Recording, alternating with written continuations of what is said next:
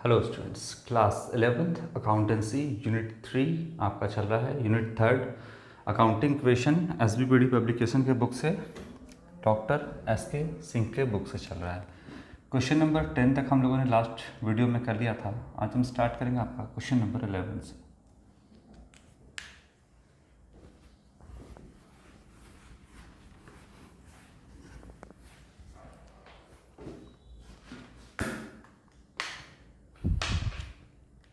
चलिए देखते हैं क्या कहता है क्वेश्चन नंबर 11।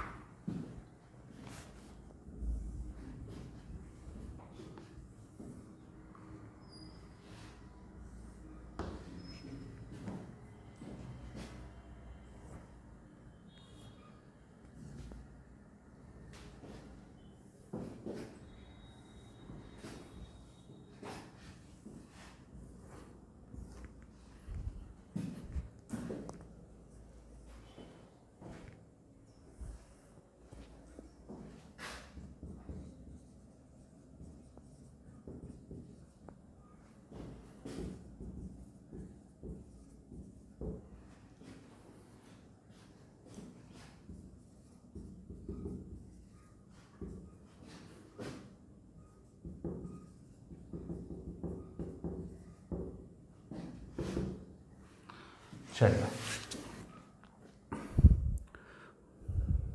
बोलता है हरीज स्टार्टेड बिजनेस विथ कैश 18,000। 18,000 रुपये से बिज़नेस जो है वो स्टार्ट किया है हरीश ने। तो फर्स्ट ट्रांजैक्शन जो है आपका, ये आपका रिपीटेड ट्रांजैक्शन है, हर क्वेश्चन में वही होता है। तो यहाँ पर बार बार इसको समझाने की ज़रूरत नहीं होगी। जो हरीश है उसने बिज़नेस स्टार्ट किया है 18,000 रुपये से।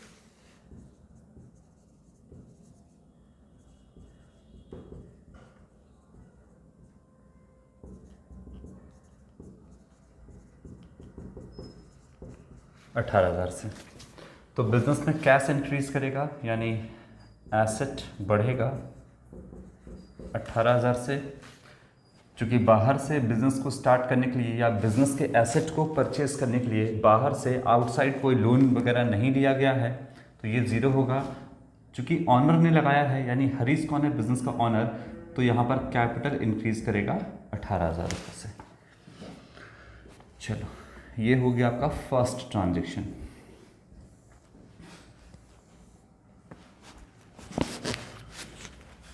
न्यू इक्वेशन, बिजनेस में कैश है 18,000 और ऑनर को जो देना था वो अब ऑनर ने दे दिया है पैसा बिजनेस को 18,000। अब बिजनेस इस पैसे को कैसे खर्च करेगा वो देखते हैं। Purchase goods for cash 5,000 and credit 2,000। यहाँ पर देखिए बिजनेस ने क्या किया है, इस पैसे को खर्च करना स्टार्ट किया है। बिजनेस करेगा, बिजनेस खर्च करेगा तो इससे ऑनर का कैपिटल यहाँ पर जो है वो नहीं घटेगा। बिजनेस खर्च कर रहा है, हम जो भी रिकॉर्ड करते हैं बिजनेस के पॉइंट ऑफ व्यू से रिकॉर्ड करते हैं। और यहाँ पर क्या कर रहा है कि गुड्स परचेज कर रहा है बिजनेस 5,000 रुपये का कैश में और 2,000 का क्रेडिट में।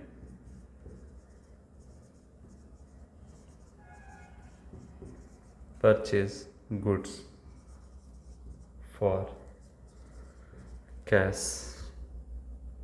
₹5,000 and on credit ₹2,000। चलो, बिजनेस ने क्या किया है, यहाँ पर गुड्स परचेज किया है।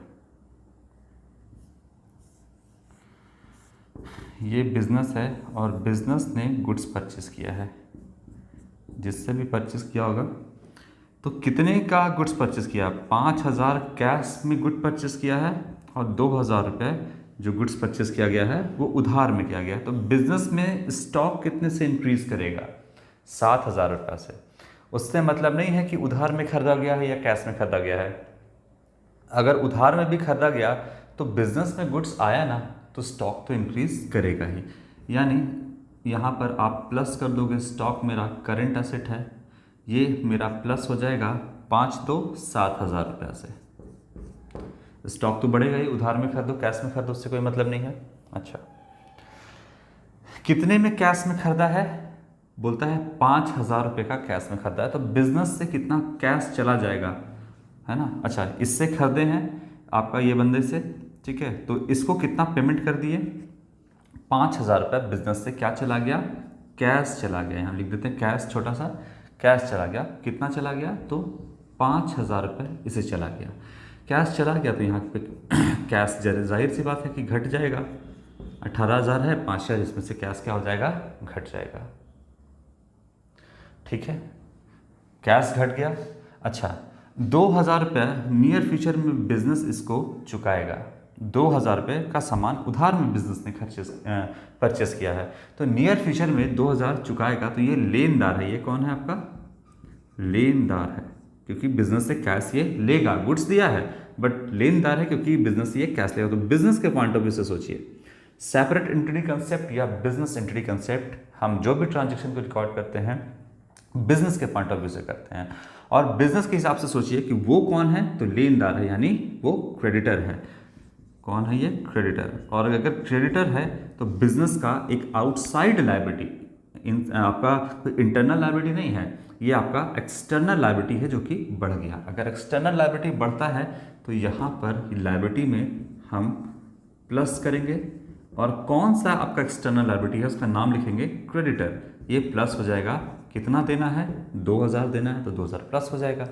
ठीक है, तो देखिए 7,000 प्लस में, 5,000 माइनस में, यानी 2,000 प्लस है एसेट साइड में, और इज इक्वल टू के आपका 2,000 इधर भी प्लस है, यानी इक्वेशन बिल्कुल टैली करेगा, मैच करेगा।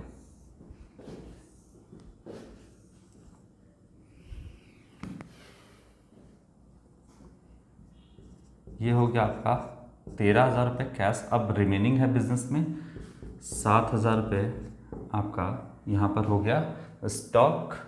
आउटसाइड लायबिलिटी बिजनेस का भी है 2,000 रुपया, और कैपिटल है 18,000 रुपया।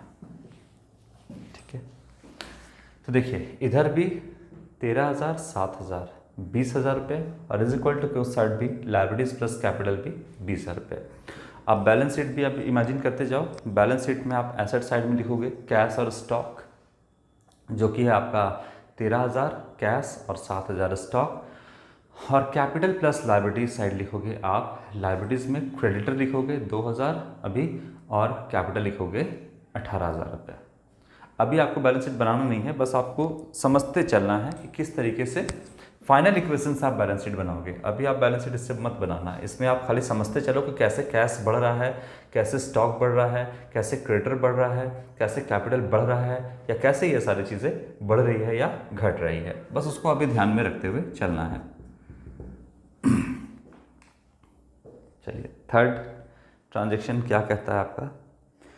Sold goods for cash 4,000 costing 2,400। Sold goods for cash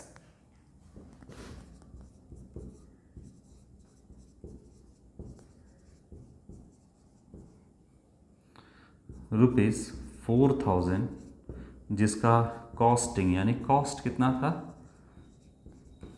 2,400 रुपया था।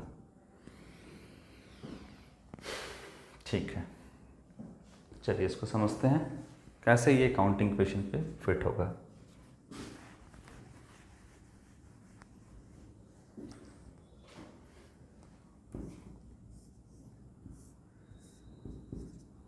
ये बिजनेस है और सामान जो है वो कैश में बेचा गया है, साफ साफ कह रहा है। देखिए अभी कितने का स्टॉक है एट कॉस्ट, यानी कॉस्ट प्राइस। बिजनेस के पास कितने का स्टॉक है? स्टॉक मतलब वो सामान जो बेचने के लिए अभी है, वो स्टॉक है 7,000 का। ये किस पे है? तो ये अभी कॉस्ट पे ही है ना। बिजनेस जब इसको बेचेगा तो किस में बेचेगा? प्रॉफिट में। अभी 7,000 का सामान पूरा नहीं बेच रहा है, अभी क्या बोलता है? कॉस्टिंग 2400, 2400 का सामान बेच रहा है। तो बिजनेस में कितने का सामान निकल गया, कॉस्ट कितना का था, 2400, 7000 का सामान था, जिसमें से कितना का निकल गया, 2400 निकल गया इसमें से। ठीक है, तो माइनस कर दिया 2400 के कॉस्ट का सामान निकल गया, गुड्स बिजनेस से निकला, और किसे चला गया, जो भी सामने खरीदने वाला होगा कस्टमर, इसको 2400। ये सामान हो गया, ये हो गया बिजनेस का कॉस्ट प्राइस। अब जाहिर सी बात है बिजनेस कॉस्ट प्राइस पे तो बेचेगा नहीं सामने वाले बंदे को, है ना। तो कितने में बेचा, आपका बेचा प्रॉफिट में, प्रॉफिट ऐड करेगा इसमें, बिजनेस अपना प्रॉफिट नहीं ऐड करेगा तो बिजनेस करने का फायदा क्या है, या बिजनेस करेगा, बिना प्रॉफिट के कोई बिजनेस नहीं होता है। देखिए 2400 का सामान 4000 में बेचा, तो इसका मतलब 1600 रुपये यहाँ पर क्या है, प्रॉफिट है, 1600 का प्रॉफिट है। तो सेलिंग प्राइस कितना है, सेलिंग प्राइस है आपका 4000, वही ना कह रहा है, तभी तो सेलिंग प्राइस हुआ आपका 4000, गुड्स सोल्ड फॉर कैश 4000। यानी सिंपल अगर बोले तो इसे हम कितना में बेचे हैं, इस बंदे को 4000 में, और ये कितना कैश देगा बिजनेस को, 4000 देगा। और क्या बोला, कैश में बेचे हैं, तो ये कितना दिया होगा बिजनेस को, 4000। ठीक है, तो हम क्या प्लस कर देंगे यहाँ पे, 4000 रुपये प्लस कर देंगे, क्योंकि बिजनेस को 4000 ही मिला। अच्छा 4000 मिला, 2400 का सामान गया, 4000 मिला, बीच में क्या हुआ, प्रॉफिट हुआ। और हम जानते हैं profit is a source of additional capital, profit जो है वो कैपिटल को इंक्रीज करता है, बढ़ाता है। तो ये 1600 रुपया हम कैपिटल में ऐड कर देंगे बस, और यहाँ पर कुछ भी नहीं हुआ है। ठीक है, बोलिए इस ट्रांजैक्शन में कोई दिक्कत, बस इतना ही हुआ है।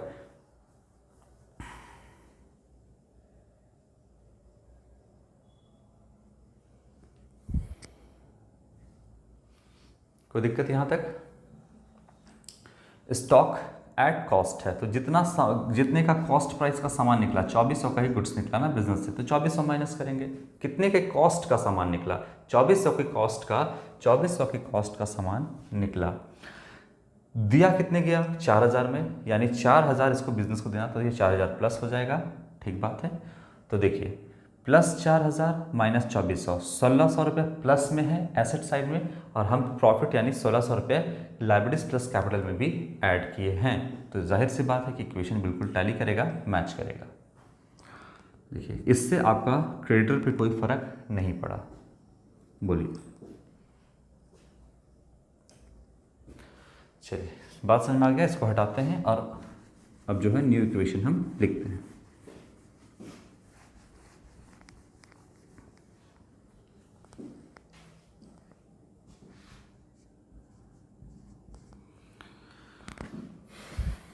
नया समीकरण क्या हुआ बिजनेस में, अब न्यू इक्वेशन,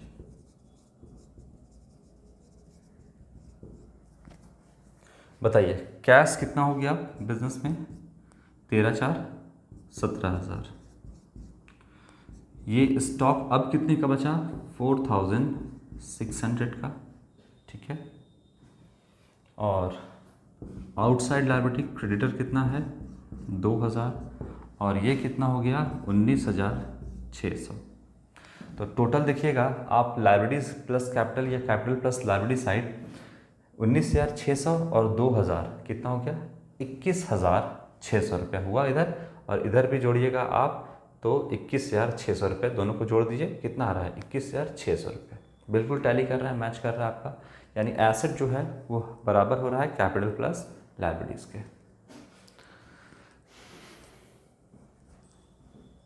इक्वेशन या बोलिए कि आपका ट्रांजैक्शन नंबर 4 क्या है।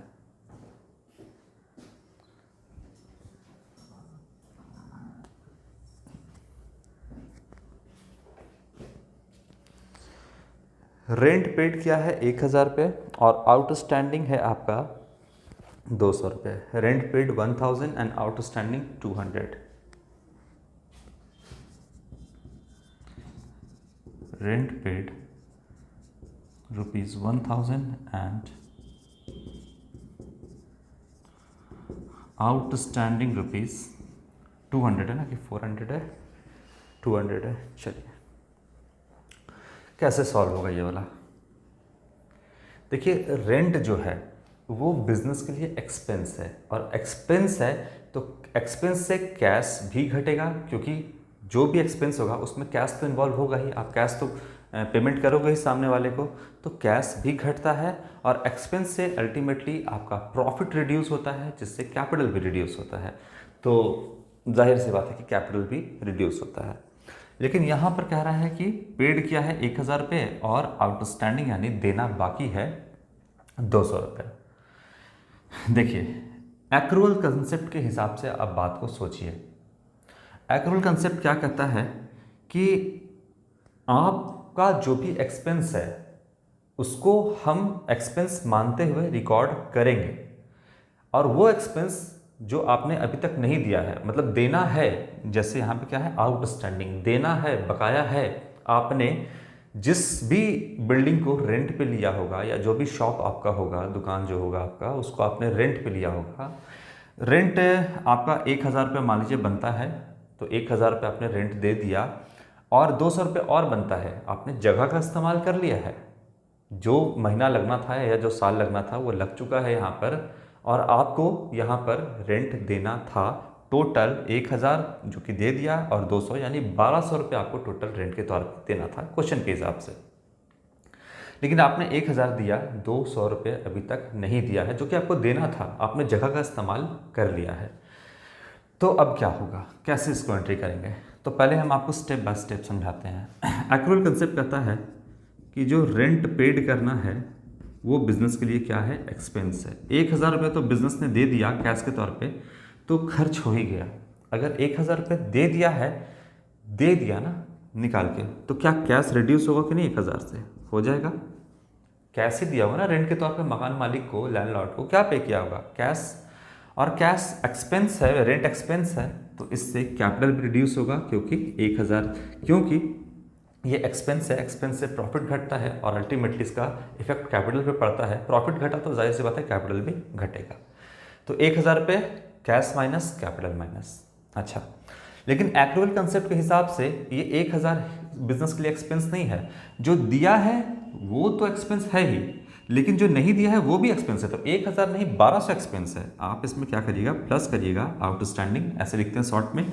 आउटस्टैंडिंग क्या आउटस्टैंडिंग है, क्या बकाया है? रेंट बकाया है।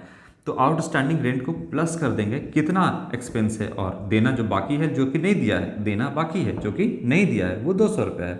तो टोटल बिजनेस का एक्सपेंस कितना हुआ? तो 1200, या आप इसको ऐसे लिख देते हैं हम, 1000 जो कि दे दिया गया है, और 2000 जो कि नहीं दिया गया है, तो टोटल एक्सपेंस हो गया 1200 रुपया। अच्छा ठीक है, जिसमें से ये 1000 का तो जो कि दे दिया गया है उसका तो हिसाब हम कर दिए, कैश माइनस और कैपिटल माइनस कर दिए, इसका तो हो गया हिसाब। अच्छा, ये 1000 एक्सपेंस था, इसको तो कैश माइनस कैपिटल माइनस कर दिए चूंकि दे दिया गया है। ये 200 रुपये अभी तक दिया नहीं गया है, लेकिन ये भी तो एक्सपेंस है ना। टोटल 1200 एक्सपेंस है, यानी 1000 भी एक्सपेंस है, 200 भी एक्सपेंस है। तो ये एक्सपेंस है, अब आपने दिया हो या नहीं दिया हो, इससे कैपिटल रिड्यूस होगा, क्योंकि एक्रूअल कंसेप्ट के हिसाब से हम बना रहे हैं। और अगर हम कैपिटल एक्रूअल सिस्टम से नहीं बनाएंगे तो कभी भी मेरा true profit and loss and true financial position calculate नहीं कर पाएंगे। ये हमने अभी दिया नहीं है, लेकिन फिर भी हम इसको अपना एक्सपेंस मानेंगे, और अगर एक्सपेंस हम मान लेते हैं तो जाहिर सी बात है कि इससे मेरा कैपिटल रिड्यूस होगा। ठीक है, मान लिए तो हो गया रिड्यूस, अभी तक दिया नहीं है लेकिन एक्सपेंस माने हैं, तो ये मानते हुए हम अपने कैपिटल को पहले ही घटा दिए कि ठीक है, इससे मेरा अल्टीमेटली कैपिटल तो घटेगा ही घटेगा। तो 200 रुपये हम कैपिटल से घटा दिए। ठीक है, अब आप बोलिएगा कैश माइनस कर देते हैं, लेकिन कैश आप मेरा हाथ पकड़ के रोक लीजिएगा, कैश कहाँ दिया है अभी? कैश तो दिया ही नहीं है मैंने। बिजनेस के ऊपर एक लायबिलिटी है, जो भी रिकॉर्ड करते हैं बिजनेस के पॉइंट ऑफ व्यू से रिकॉर्ड करते हैं, सेपरेट एंटिटी या बिजनेस एंटिटी कंसेप्ट यही कहता है हमको। और बिजनेस के ऊपर एक लायबिलिटी है कि हमको लैंडलॉर्ड को, सामने वाले को पैसा देना है, एक आउटसाइड लायबिलिटी क्रिएट हो रहा है। तो हम यहाँ पर आउटसाइड लायबिलिटी यहाँ पे लिखते हैं लायबिलिटी साइड में, और प्लस कर देंगे कि कौन सा लायबिलिटी यहाँ पे क्रिएट हो रहा है। तो अब उस लायबिलिटी का नाम लिखना होगा। जैसे यहाँ लायबिलिटी लिखेंगे तो क्या आउटसाइड लायबिलिटी क्या है? क्रेडिटर है, आउटस्टैंडिंग रेंट है, वेजेस है, क्या है हमको नहीं पता। इसीलिए हम क्या करेंगे कि यहाँ पर सीधा सीधी प्लस करके नहीं लिख देंगे, हम उस आउटसाइड लायबिलिटी का नाम लिखेंगे। और क्या है? तो आउटस्टैंडिंग रेंट जो है वो मेरा आउटसाइड लायबिलिटी है, इसको प्लस करेंगे। अच्छा, कितना मेरा लाइबिलिटी बनता है बाहर वाले को देने को? 200 रुपये बनता है, तो 200 हम यहाँ पे लिख देंगे। बोलिए, कोई दिक्कत? कोई यहाँ पर दिक्कत नहीं है। तो 200 रुपये कर दिए। अब देखिए, अल्टीमेटली हमको कैपिटल से कितना माइनस करना है? 1000 और 200। तो हम इसको ऐसे नहीं लिखेंगे, पहले 1000 फिर 200, हम डायरेक्टली माइनस करते हैं 1200 रुपये दोनों को जोड़ के, क्योंकि मेरा एक्सपेंस तो कितना है? 1200। तो हम डायरेक्टली क्या लिखेंगे? 1200 लिखेंगे। दो बार क्यों लिखेंगे? 1000 और माइनस 200 एक साथ मिला के 1200 माइनस कर दिए। अब देखिए तो क्या बनता है? 1000 माइनस इधर भी और 1000 माइनस, देखिए 1200 माइनस और 200 प्लस, तो 1000 माइनस उधर भी हुआ, प्लस माइनस होके, तो ये इफेक्ट पड़ा आपका आउटस्टैंडिंग रेंट पेड जो आपने कर दिया है और आउटस्टैंडिंग रेंट का, ये आपका ये इफेक्ट पड़ेगा अकाउंटिंग इक्वेशन पे। बस, और कोई इफेक्ट नहीं। अब देखिए, इससे स्टॉक पे क्या फ़र्क पड़ेगा? स्टॉक हमने बेचा ही नहीं, ना खरीदा ना बेचा, तो स्टॉक पे कोई फ़र्क नहीं पड़ेगा। हमने क्रेडिटर को पैसा चुकाना था, चुकाया ही नहीं, तो इस पर भी कोई फ़र्क नहीं पड़ेगा, ये भी आपका 0 रहेगा। बोलिए, कोई दिक्कत यहाँ तक? नहीं। चलिए अब बनाते हैं फाइनल इक्वेशन, इसको हटा देते हैं।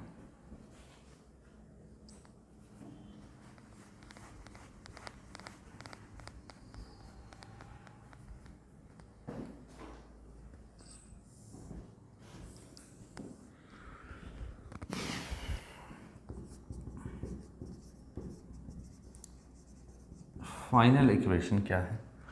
कैश बिजनेस में कितना है अभी? 16,000 रुपया कैश है। स्टॉक कितना है एट कॉस्ट? 4,600। आउटसाइड लायबिलिटी में अभी 2 है, क्रेडिटर है 2,000, आउटस्टैंडिंग रेंट है 200 रुपये, और प्लस हो जाएगा आपका 18,400 का आपका हो जाएगा यहाँ पर कैपिटल।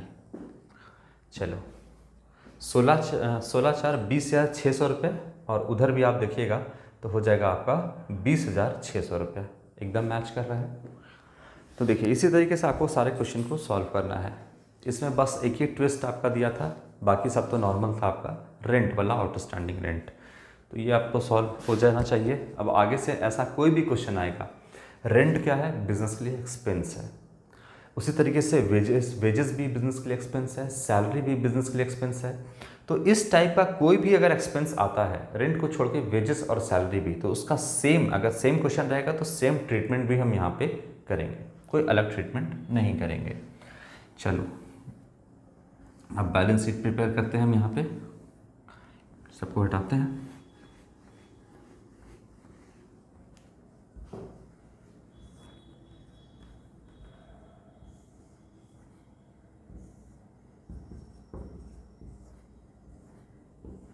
ये हो गया एसेट और ये हो गया कैपिटल प्लस लायबिलिटी, ये रुपीस, ये रुपीस। बताइए एसेट में क्या क्या है? कैश है और स्टॉक है, तो कैश लिख दीजिए, स्टॉक लिख दीजिए। कैश है आपका 16,000 रुपया, फाइनली देखिए 16,000। स्टॉक यहाँ पर जो है वो है आपका 4,600, टोटल हो गया 20,600 रुपये। इधर भी वही आना चाहिए, तो कैपिटल प्लस लायबिलिटी साइड में पहले दिख रहा है आपका क्रेडिटर्स, ये हो गया आपका 2,000 रुपये, आउटस्टैंडिंग रेंट ये हो गया आपका 200 रुपया, और कैपिटल हो गया 18,400 रुपये, टोटल कर देंगे 20,600 रुपये। ये आपका बैलेंस शीट यहाँ पे बन के तैयार है।